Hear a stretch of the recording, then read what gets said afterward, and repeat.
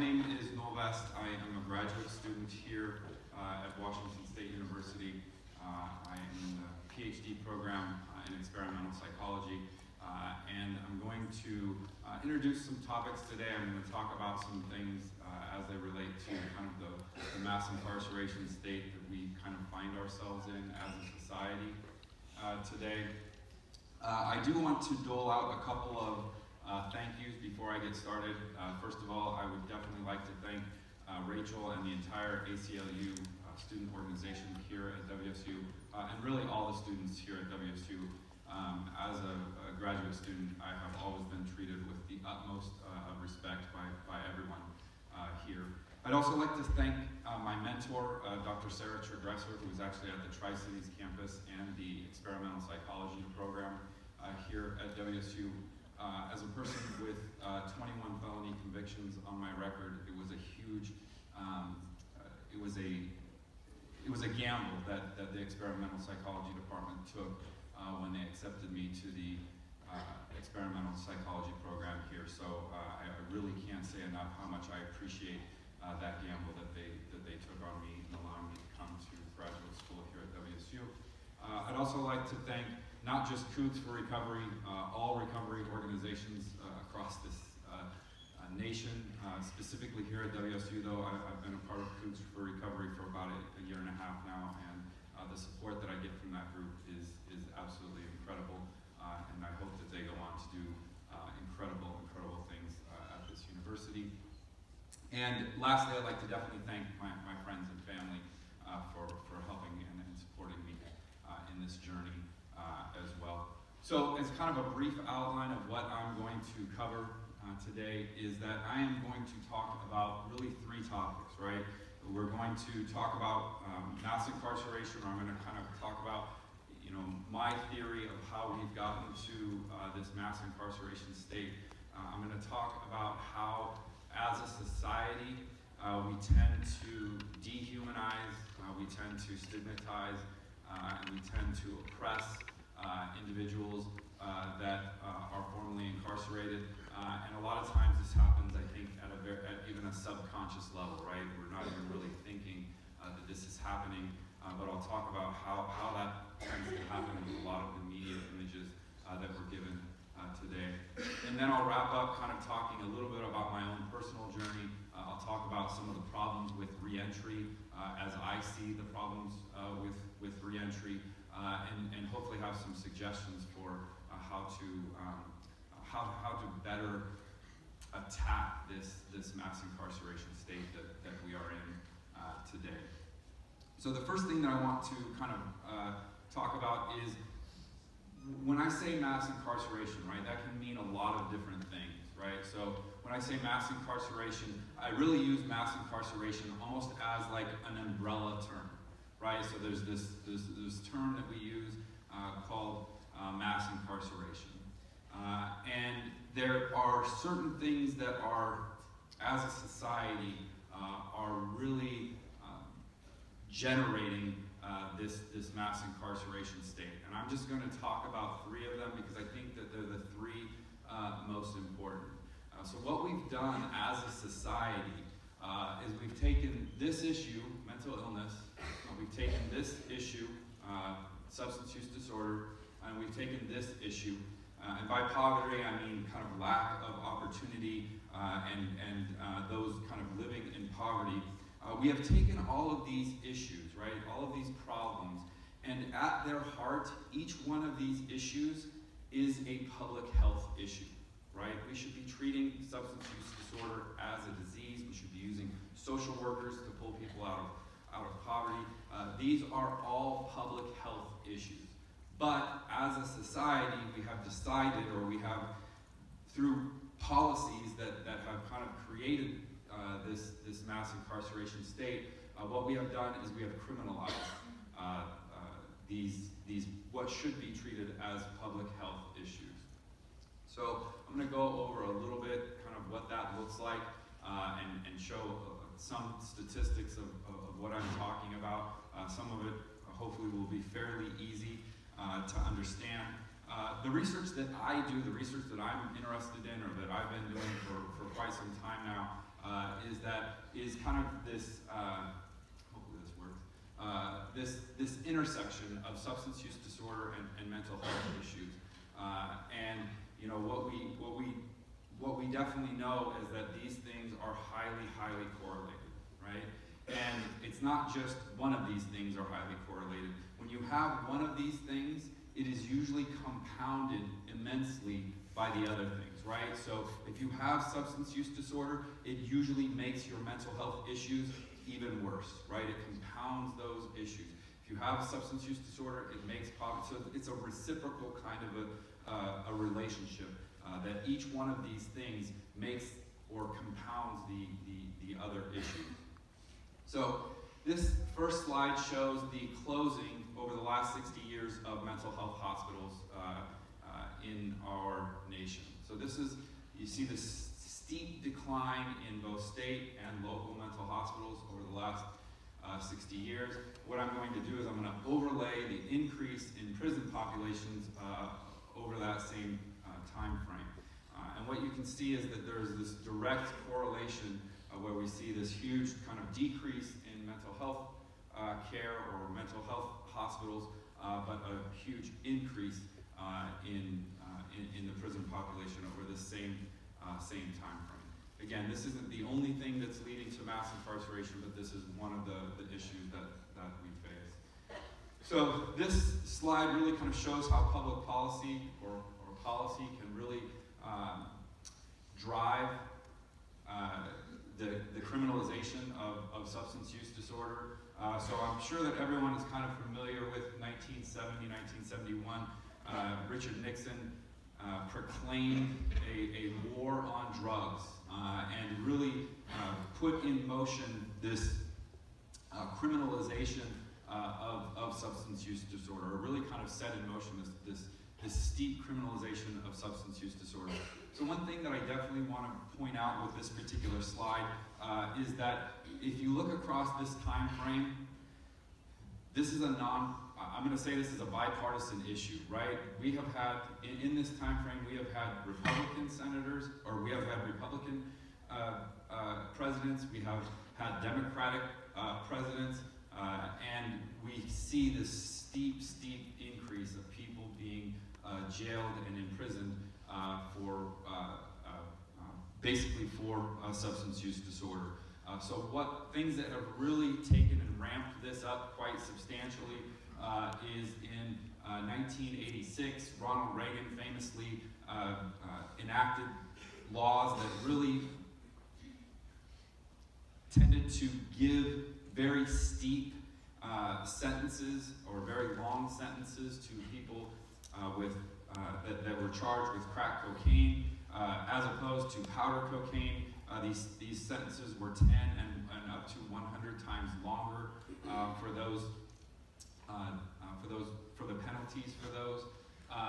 The other thing that I would point out is that this time frame right here, right? This is when Bill Clinton was president, and if you look at the rate of imprisonment under Bill Clinton, that was pretty much the only thing that he agreed with when we talk about, or he agreed with Republicans, right? There was this really steep, tough on crime era that we had, and when you had this period from 1993 to 1996 where all of these states were enacting 3-strike laws, right? So you had, for criminal drug offenses, didn't have to be violent, didn't have to be anything. You could just have 3 drug offenses, and they could all happen at the same time, right? So I was a victim of a 3-strike law in Nevada. It's called a habitual criminal offense, and what mine was being in possession of drugs and then committing a crime while being on drugs as well, identity theft, fraud. This was all one act, right? But they treated them as different acts. And when I got sentenced, I was treated as a habitual criminal and sentenced to 5 to 20 years in prison as a habitual offender. But I could have easily gotten 25 to life. There are people in Washington right now serving 25 to life for nonviolent drug offenses. So when that happened, you can see that right about 1996 and in between there and 2000, Bill Clinton also ramped up prison construction. He approved $9 billion for prison construction across our country, at both the state and the federal level. And obviously, if you build those prisons, you have to fill those prisons. So that really has kind of set in motion a really steep incarceration rate of individuals that suffer from substance use disorder. This slide really kind of tells the tale.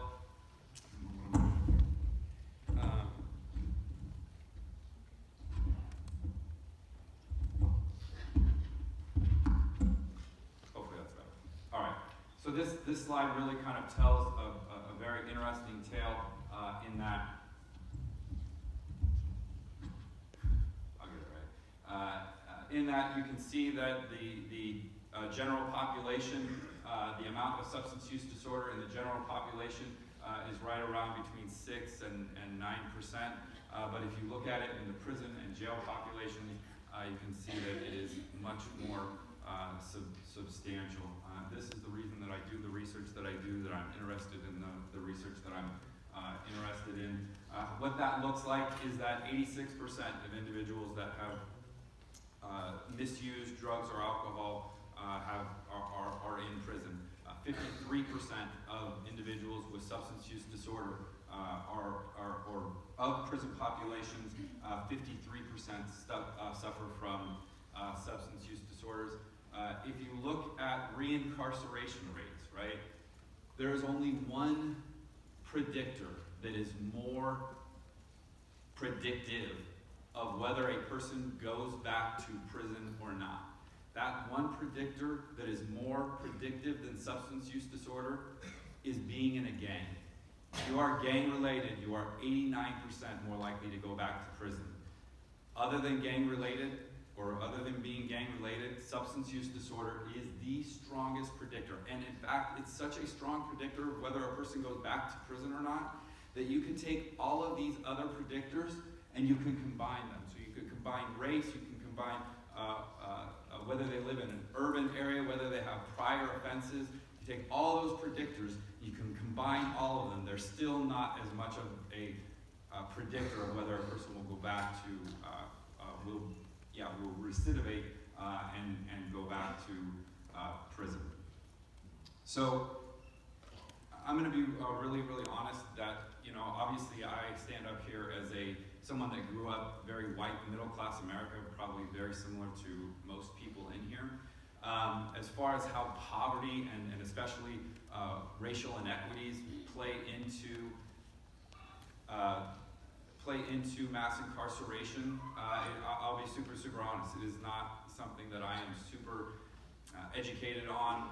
It's not something that I have lived experience with as well. I don't know what it's like to be pulled over while driving black. I don't have that lived experience. I can explain these slides up here, and I will do my best to explain some of these slides and what I think is important.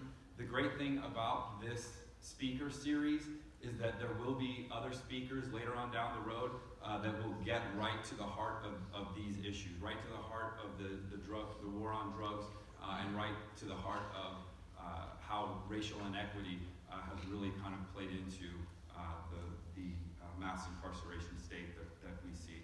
So the reason that I put this slide up here first is because I think it's very important.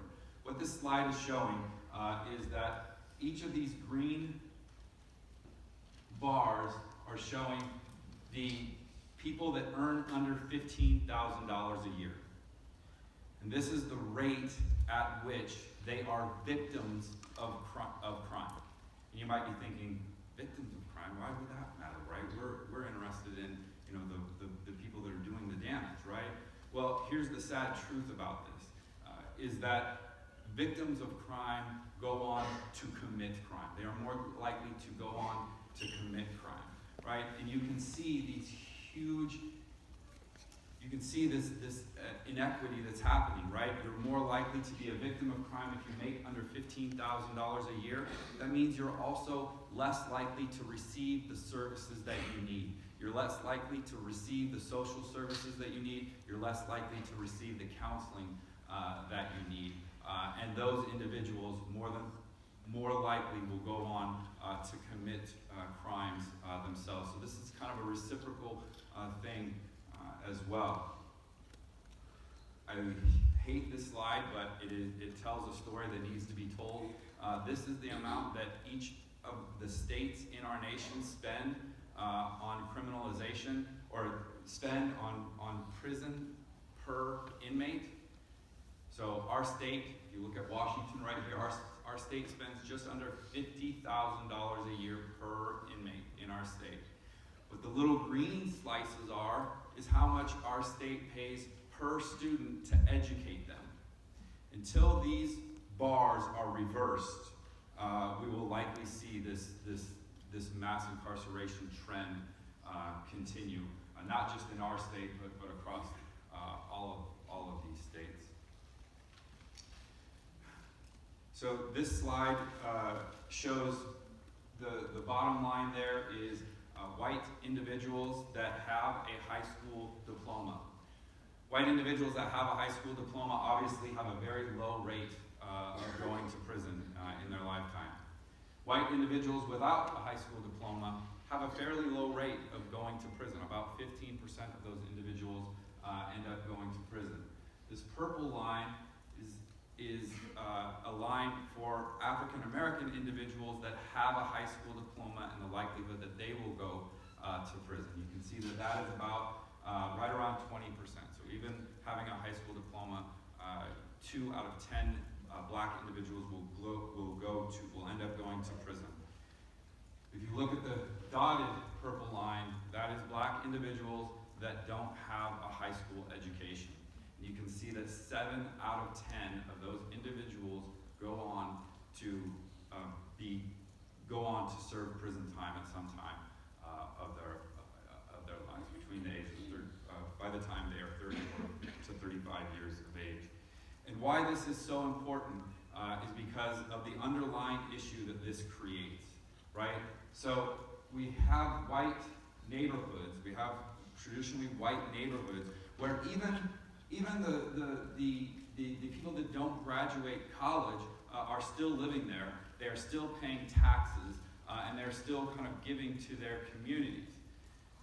So what happens when you remove those individuals from a community, right? When you remove 7 out of 10 individuals that would be paying taxes, breadwinners for their communities, what you end up with is you end up with a vacuum in these traditionally black inner city neighborhoods, right? You have removed the breadwinners, you have removed the tax-paying citizens out of those communities, and the first thing to go, or the way that our schools are set up, is that school funding is supported by local taxes, right? Parks are supported by local taxes. When you take and remove that out of those communities, this is what you end up with. You end up with this racial disparity that looks something like this, right? So you can look, this side is high poverty neighborhoods right here. You can see that in those high poverty neighborhoods, there is a extremely overpopulated amount of Black, Latino, and Native American kids. When you look at low poverty schools, you can see an overrepresentation of white and Asian American kids, right? So you're removing these taxpayers, and you're basically kind of setting these pockets up for failure in these inner cities. And this is basically, we're seeing this play out over and over and over again. And this is what it results in, right? So we know that in our society, just under 13% of individuals are black across America, yet 1/3 of those individuals, or over 1/3 of those of individuals in prison are black or African American. You can see this overrepresentation of also Hispanic and Latino individuals in prison as well. And like I say, this is a societal issue. We've created this kind of as a society. So, we're back to the umbrella, right? And I know I've already kind of talked about this. When we talk about the umbrella of mass incarceration, this is what we have ended up with, right? We have criminalized these issues. So I'm going to talk now a little bit about how, as a society, we work to dehumanize these individuals, right? And again, a lot of this stuff happens subconsciously. We don't even realize that it's happening, but it does happen, right? So we criminalize these things, and then stigma works to oppress these individuals because we think, as a society, we tend to blame downwards, right? We blame our problems on those that we kind of see as below us. So this, and I'll start out actually just talking about substance use disorder. I can say this to this group because it will probably resonate. The way to find out whether you have true friends here at this university is to tell your friends you're going to stop drinking. Tell your friends that you've decided to enter into a program of recovery, and look at their true reaction to that. And if you have any friends that would honestly support you in that. And again, I'm not saying that you have bad friends, but this is just a society where we automatically get uncomfortable, with people in recovery from substance use disorder. It's different from us, right? Those are other people that kind of have that problem. I could sit up here and talk forever about the stigmatization of substance use disorder. I'll just kind of leave it at that. We also stigmatize mental health conditions in this country as well.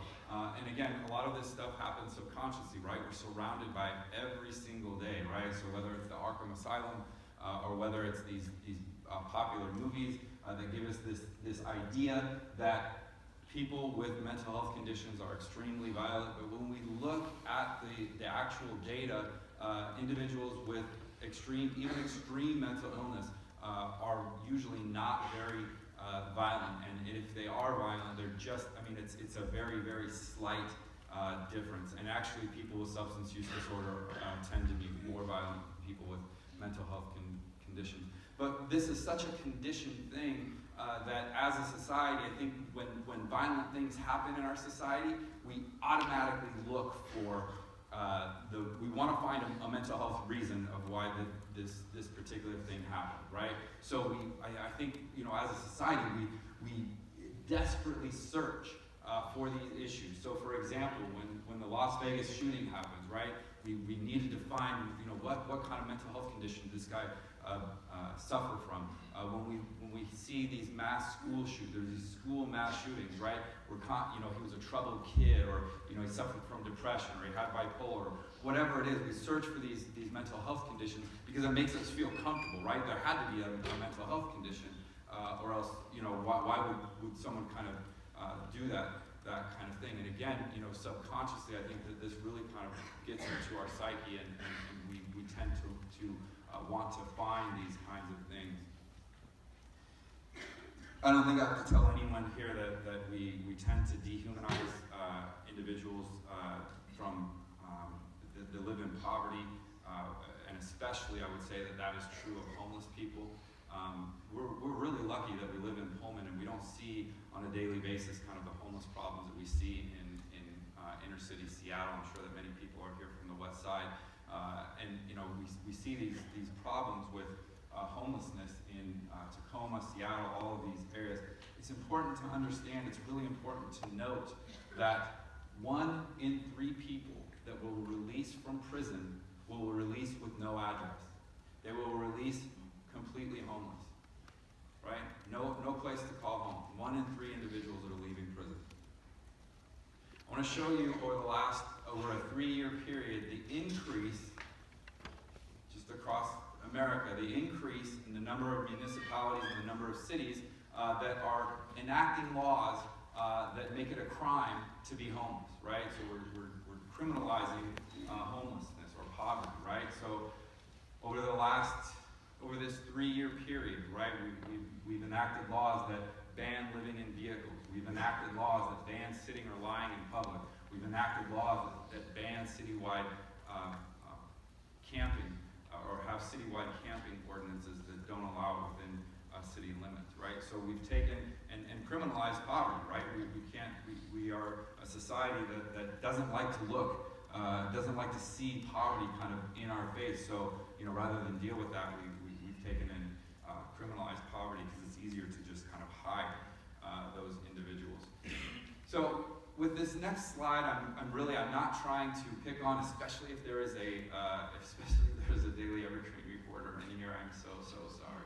And I don't do this to pick on the daily evergreen, because this could be any daily newspaper across our nation. Right? Any daily newspaper across our nation. It could be the leading story on any news story in Spokane, in Seattle. It doesn't matter where it's at. We see this happen every single day, and we pay no attention to it. The only reason I use the Daily Evergreen, oh good, I did take the author out of it. The only reason I use the Daily Evergreen is because I know that people in here know what the Daily Evergreen is, and they can kind of resonate with this particular example. So I'm going to read you this example, and I'm going to explain to you how this reinforces the stigma of all of these. This one story does it perfectly, right? So I'm just going to read this right off of here. A homeless woman was arrested Friday evening for a suspected homicide. This happened a few weeks ago. For a suspected homicide in Colfax, according to the press release by the Whitman County Sheriff's Office. Officers were called to the scene of a woman reportedly waving a gun at a car near the intersection of State Route 26 and Colfax Airport Road. When they arrived, officers found 30-year-old Ashley Myers on the side of the road with a baseball bat. After detaining Myers, officers discovered 55-year-old Kenneth Allen of Coeur d'Alene deceased in the vehicle, according to the release. Myers indicated to police that she had intentionally shot Allen. An investigation into the death is currently ongoing in conjunction with the Whitman County coroner, according to the release. Officers also found a handgun and a large amount of methamphetamine outside of the vehicle. Myers will appear in court on Monday afternoon. Now, like I say, we see these stories every single day, right? And we don't really think anything of it. This story is filled with unneeded information. We don't need half of the information in this story. We need to know that she was arrested for homicide, or potential homicide, or potential second degree murder, right? And like I say, the police has done a decent job of trying to, and I don't want to jump, overstep here, but these press releases, I think a lot of times are intended to kind of taint juries, right? Make people believe or discriminate automatically for these individuals. So this story is filled with unneeded information to make this story. We don't need to know that she is waving a gun, right? It makes no difference. All it does is reinforce that she may have mental health issues. She was not charged with, doesn't say anywhere in here that she was charged with possession of methamphetamine, yet they find it necessary to let us know that there was meth outside of the car. We don't need to know that this woman was homeless, yet they tell us in the first sentence, this is a homeless woman. This is the trifecta. This is the stigmatization trifecta. We have, in this one story, we have discriminated and stigmatized all three conditions in this one story. And again, I don't mean to pick on this one story. This happens to us thousands of times, every month, every year, over our lifetime. It probably is a million times that we see this kind of information.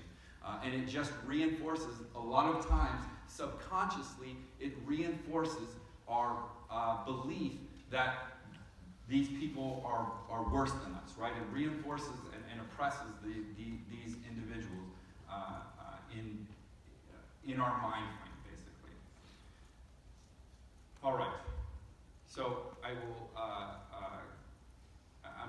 Now I'm going to kind of get on my soapbox here for just a second, because I'm going to talk about what this means. I've talked a little bit about mass incarceration, but I also want to touch on. I want to kind of move the envelope here, and I want to talk about reentry, because reentry is very, very important, right? We have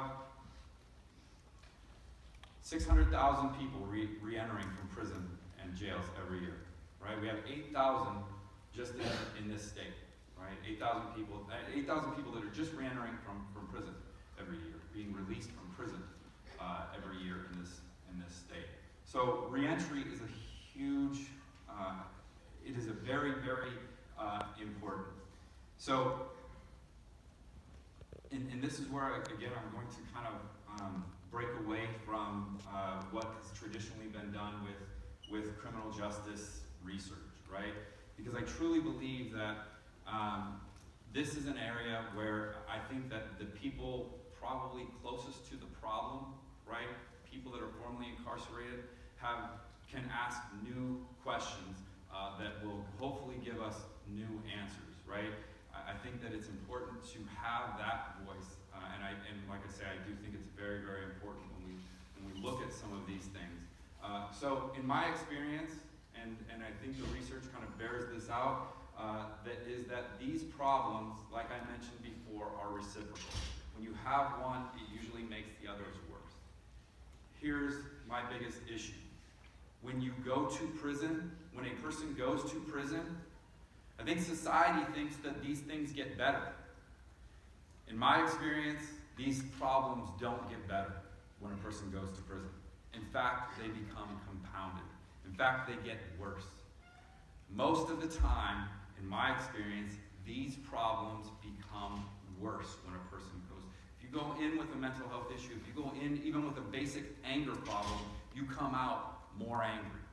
Right? There are no services from the only time you can get services for mental health issues in prison is if you basically, there are a couple of different ways that I saw that they dealt with mental health issues, right? There was no like mental health care for people that had maybe minor mental health issues. The only time you got care is if you were, basically they put you on, what they call the Thorazine shuffle, right? If you were kind of acting out so much, they would put you on Thorazine, and you would just see this one unit kind of walking back and forth to the chow hall like this, right? So you can either be put on Thorazine, or if your conditions are bad enough, you can get sent to the mental health unit.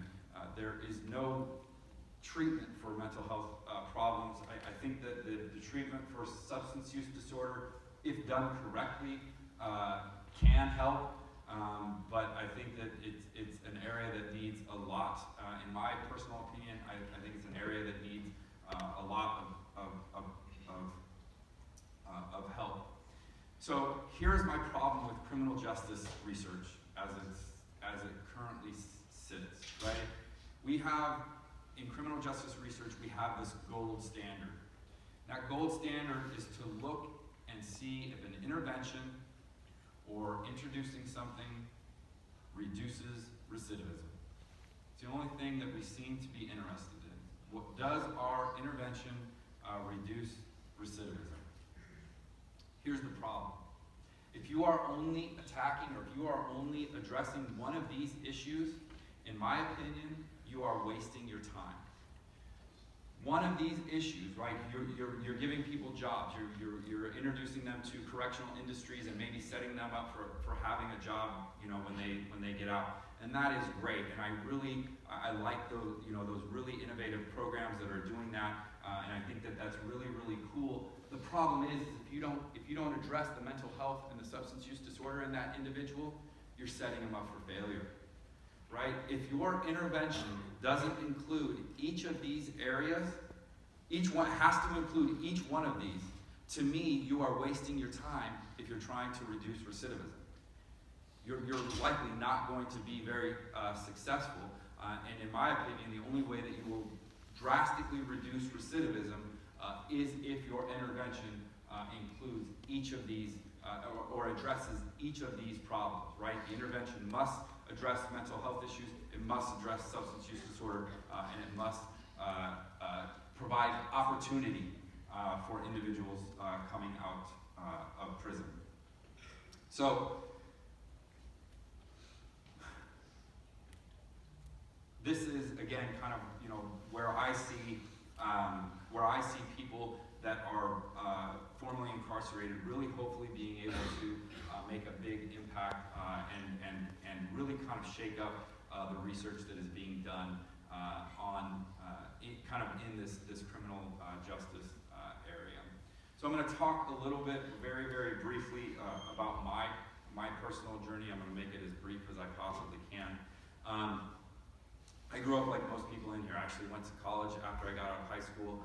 and started my own business, right? Living the American dream, and like probably most people in here, drank on the weekends, smoked weed on the weekends, and what I would consider just basic having fun, right? And there were two things that happened to me when I turned 22 years old, right? I had a daughter when I opened up my own business, and those two things, even though I look back at them now and think, oh my gosh, those are great things to happen to you, those two things really kind of set in motion they were kind of the catalyst for what would happen over the next few years of my life. So I broke up. I went through a bad breakup with my daughter's mom, and it was a breakup that I had no idea how to emotionally adjust to, right? And because for years and years and years, I had kind of modulated my emotions by using drugs and alcohol, it really increased or was this catalyst for increasing my drug and alcohol use to a point that it was absolutely unhealthy. And slowly but surely, I started experimenting with drugs that I said I would never use in my life, right? I started experimenting with coke, I started experimenting with all these drugs, and over time, I end up kind of falling into this drug underworld, right? This sub culture of individuals that use drugs day round. I kind of found myself in that subculture. I'm skipping over a lot of stuff, but that's where I generally found myself. So I got into this world of identity theft, this world of that I never thought in a million years that I would be a part of, but due to my substance use or my uncontrolled substance use, I was just not able, for some reason I was just not able to kind of break free. I never found a reason to really break free of that. It all came to a screeching end in the year 2002, after 13 years of pretty severe drug and alcohol use. This was a newspaper story in the Columbian in 2002. Any Vancouver peeps? All right, yeah. Ooh, all right. So this is out of the Columbian, the local newspaper in Vancouver. And I'll never forget this day. My mom called me in the morning and was in tears, basically saying, we think your picture is in the newspaper. We're going to turn you in. Basically, was what she had said. Of course, I took off. It didn't take very long for them to figure out who that person was, and I would stay on the run for basically about the next year. But eventually, I would be caught, and eventually I'd be sentenced in the Nevada Department of Corrections as a habitual offender for a term of 5 to 20 years. The cool thing about this experience for me was that 7 years is a long time to do a lot of self-reflection. So after about 2.5 years, 3 years, I was able to really look at my life and figure out that I didn't want the final chapters of my life to be like the middle chapters had really kind of gone. And I really kind of wondered, how did my life get here, right? Like I say, I grew up like most people in this room. How did my life go from growing up like most people in this room to a 7-year prison sentence? And it was some soul searching, but I figured out that for me to be successful, I probably wasn't going to be able to live a life where drugs and alcohol were a part of that life. And that was a scary thought for me, and again, I think it's a scary thought for anyone. But after about 2.5 or 3 years, those cobwebs started to go away, and I was able to actually start making some fairly decent decisions. I started ordering books. I started having my mom send me books, and I think that the change was definitely gradual, but it really started with these 3 books. The big book of Alcoholics Anonymous really introduced me to this idea that I have a life-threatening disease that I have no control over. Right? It was a biological disposition that my parents passed on to me that was enacted or kind of had this environmental cue of not knowing how to handle a breakup that I was going through that increased my drug and alcohol use to where there were certain pathways in my brain that overtook my ability to make choice when it comes to drugs and alcohol. And it's really as simple as that. I suffer from that disease, and this book really opened my eyes to that. Broken is a book by William Cope Moyer, who is now works at the Hazelden Foundation. His dad is Bill Moyer, who was the speechwriter for President Lyndon Johnson. This book really opened my eyes to the fact that substance use disorder is not, it doesn't care about your socioeconomic status, doesn't care who you are. It will affect anybody that has that biological predisposition acted on by environmental factors. So it opened my eyes that, other people have this condition as well. This book was actually just made into a movie, and it really opened my eyes to the fact that I had put my family through a torture, basically, and it really opened my eyes to what I had done to my family. And more than anything, these books kind of instigated this thirst for knowledge. I, from that point on, wanted to learn as much as I possibly could about substance use disorder, right? That was my life's mission.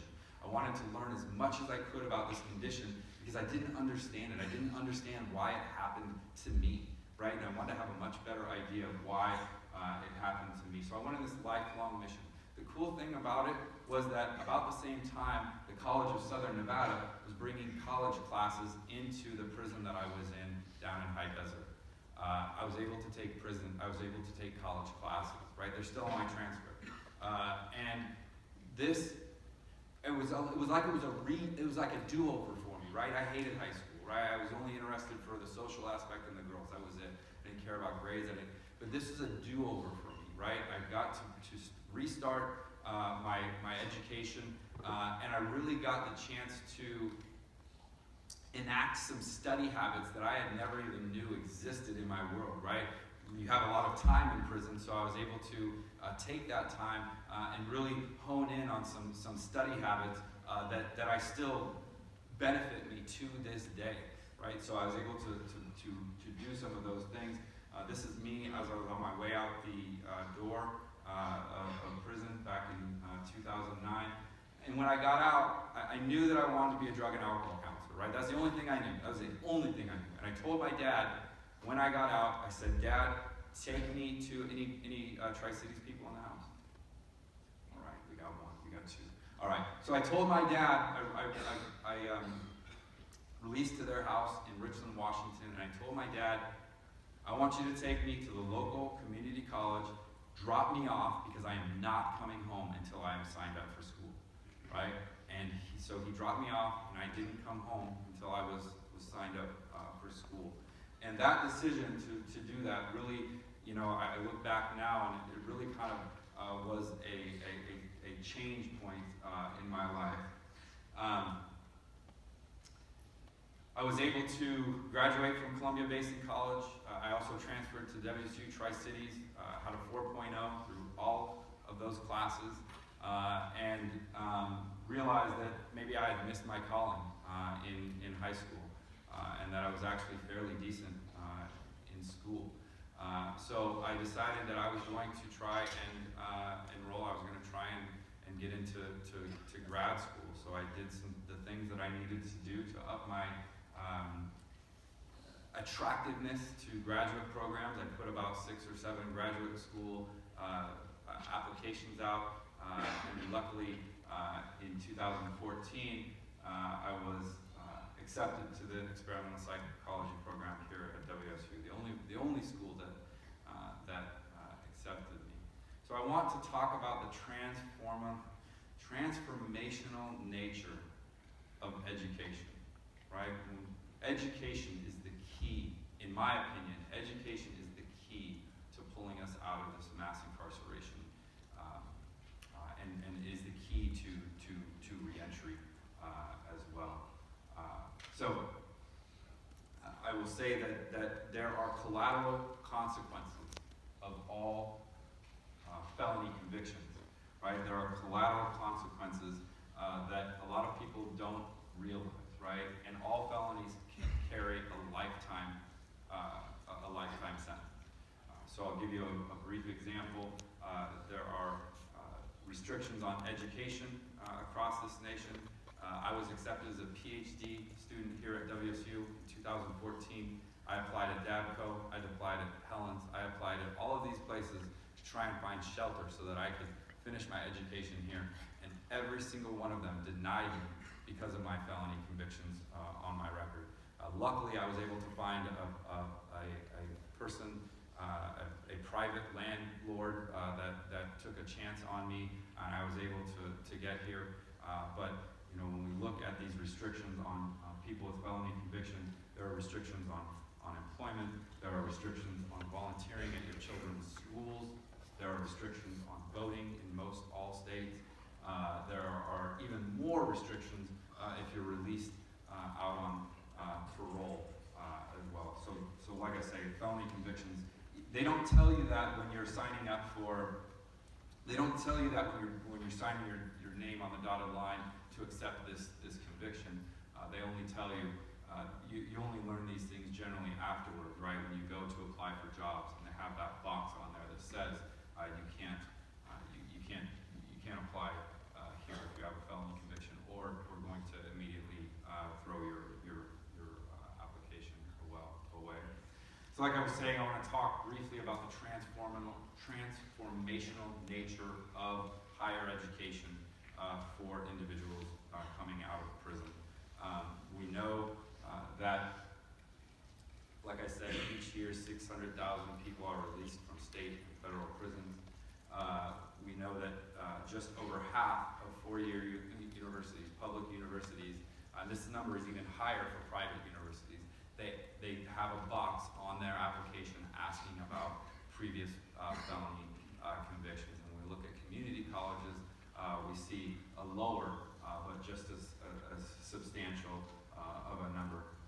This is an incredible study. This is a study done out of the State University System of New York. And what they found, they did a study and they wanted to look at whether individuals that had criminal histories, when they got to the criminal history question box, they wanted to see if they went on and finished the rest of it. And what they found was that 2/3 of people with criminal convictions actually didn't even go on to fill out the rest of it because they automatically thought, I'll never get into this university if they're asking me about this.